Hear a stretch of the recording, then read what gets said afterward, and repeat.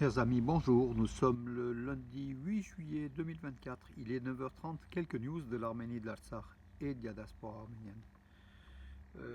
Tout d'abord, donc, la visite de plusieurs sénateurs américains en Arménie visait à renforcer le partenariat américano-arménien, indique l'ambassade des États-Unis en Arménie. L'Arménie qui a été invitée, donc, je crois que c'est aujourd'hui ou demain, aujourd'hui, au sommet de l'OTAN, au 75e anniversaire de l'OTAN à Washington.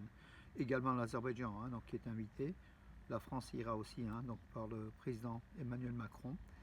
Voilà aussi un rapprochement, une nouvelle fois, une preuve du rapprochement entre l'Arménie et l'Occident, l'Arménie et les États-Unis, au détriment de Moscou qui menace derrière, bien sûr.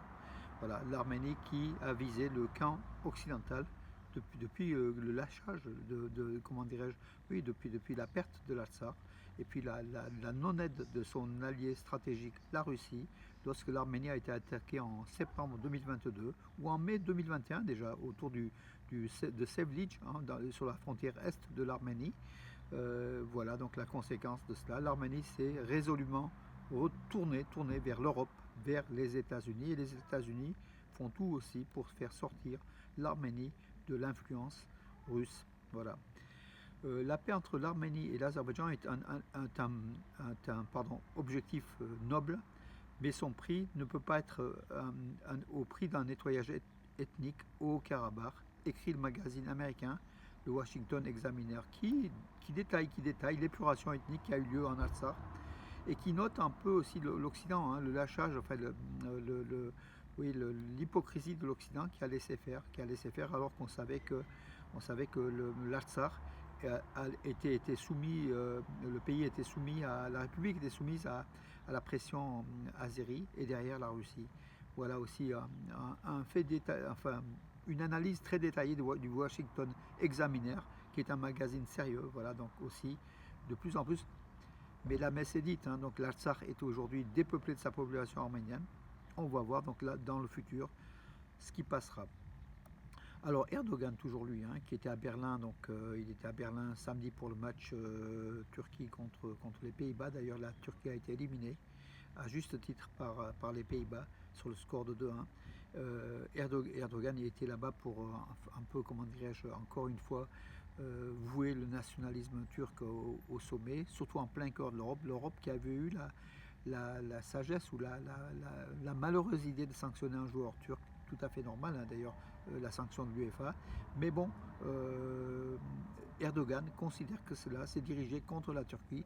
C'est une punition imposée à la nation turque, a-t-il affirmé. Voilà, donc il dépasse les règles du sport. Erdogan, qui connaît bien le football, pourtant il a fait sa carrière au début dans le football. Voilà, il accuse maintenant l'OTAN et l'Europe, pas l'OTAN, non, l'UEFA, pardon, et l'Europe, de sanctionner le peuple turc, la Turquie, ce qui n'est pas du tout le cas. Voilà. Une nouvelle fois, à chaque fois, la Turquie se victimise quand elle n'est pas d'accord, quand elle n'accepte pas la sentence normale des institutions européennes ou autres. Voilà, donc aussi la position donc, de la Turquie, la manifestation de la Turquie d'ailleurs, des Turcs, des supporters turcs, des Lougris, a été interdite, a été dissoute à l'entrée du stade dans les rues de Berlin par la police allemande, les Allemands qui ont mis la force pour aussi dire qu'en Allemagne, c'est la loi allemande qui marche, c'est pas la loi turque des loups-gris. Voilà, donc bravo, bravo. La France a déjà pris la mesure en interdisant le mouvement des loups-gris, le mouvement ultranationaliste, violent, anti-arménien, anti-kurde. Après les manifestations qui ont eu lieu, donc anti-arméniennes, qui ont eu lieu à Vienne, à Vienne, Dijon et d'autres villes voilà, de France.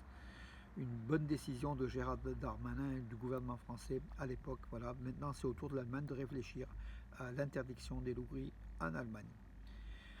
Alors, oui, Erdogan, toujours lui, il a déclaré que le nouveau président iranien était un Turc d'Azerbaïdjan occidental, en fait, donc iranien, donc voilà. Il oublie que son père, effectivement, est un Iranien d'origine azérie, vivant bien sûr dans la partie nord-ouest de l'Iran, et que sa mère est kurde. Voilà, donc ça il oublie, il dit que c'est un Turc. Voilà, donc pour donner encore une fois, pour vouer la nation turque encore aux avant-postes, et puis peut-être chercher un rapprochement entre Téhéran et entre Ankara et Téhéran. Et l'objectif, bien sûr, de ce rapprochement, c'est l'Arménie, hein, c'est le Zankezur, c'est le sud de l'Arménie, mais en tout cas, la politique iranienne ne changera pas d'un iota d'après les experts politologues, iranologues. Et puis parce que c'est l'ayatollah Khamenei qui gère aussi la politique de l'Iran. Le président ne compte pas pour grand-chose, même s'il est pro-turc, même s'il est proche de la Turquie. D'ailleurs, il serait proche de la Turquie d'après nos informations. Euh, voilà, Moody's, donc l'agence Moody's affirme que la possibilité d'une nouvelle escalade entre l'Azerbaïdjan et l'Arménie demeure et que la note pénalisante, hein, pour l'Azerbaïdjan et aussi pour l'Arménie que donne cette agence de notation internationale des banques, hein, quand vous faites des prêts au niveau des États, le taux d'intérêt est plus important quand vous êtes mal noté. C'est le cas, voilà, donc pour l'Azerbaïdjan et l'Arménie à cause de cette tension qui demeure entre Bakou et Yerevan. Et si un accord de paix se fera, ces pays peuvent emprunter un taux moindre, donc voilà, ils peuvent bénéficier d'une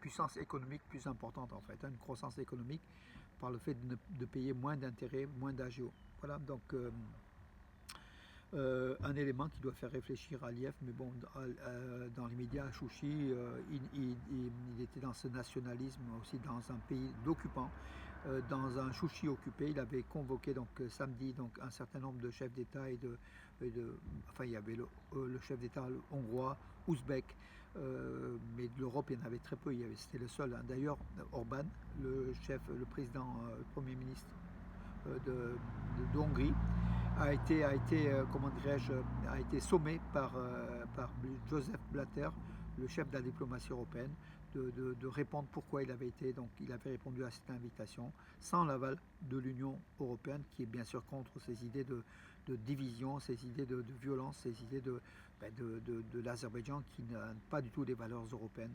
Voilà.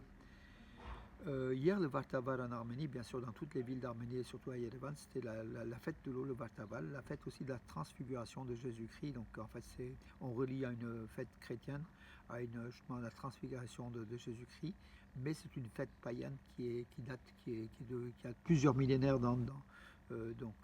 d'histoire. Voilà.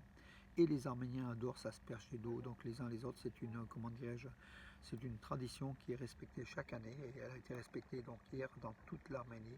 Et puis voilà, avec la chaleur, puis ça rafraîchissait, mais en même temps, c'est très populaire. Donc toute la famille se met des seaux d'eau qui sont balancés. Donc la place centrale d'Erevan était devenue une fourmilière donc, dans le bassin d'eau, autour du bassin d'eau, et dans les rues d'Erevan, et puis partout en Arménie. Voilà une belle tradition aussi qui demeure. Voilà mes amis, écoutez, j'en ai terminé pour aujourd'hui pour l'actualité donc de ce week-end qui était plutôt calme. Voilà, donc dimanche. Donc hier c'était les élections comme on a vu avec des résultats sans doute surprises pour certains, mais pas surprises pour d'autres. Mais en tout cas, la vie continue. Voilà, la République est toujours là et nous sommes justement nous saluons justement cette concorde nationale s'il y en a une. Voilà, et puis voilà que le pays vive en paix, que la France puisse aussi être aux côtés de l'Arménie et que sa stratégie de défense, la stratégie de défense de l'Arménie ne puisse pas être altérée d'un nouveau changement politique. Voilà. Et je pense que tout ça, ça restera puisque la France est l'amie de l'Arménie et que les accords stratégiques militaires entre Yerevan et Paris demeurent et demeureront avec force, tout simplement, grâce aussi à la présence des 700 000 Arméniens de France qui vivent qui sont des liens, qui sont autant d'ambassadeurs d'Arménie ici en France et ils sont autant d'ambassadeurs de France en Arménie. Mes amis, bonne journée de ce lundi, ensoleillé où il fait très beau temps, il faut profiter et à demain.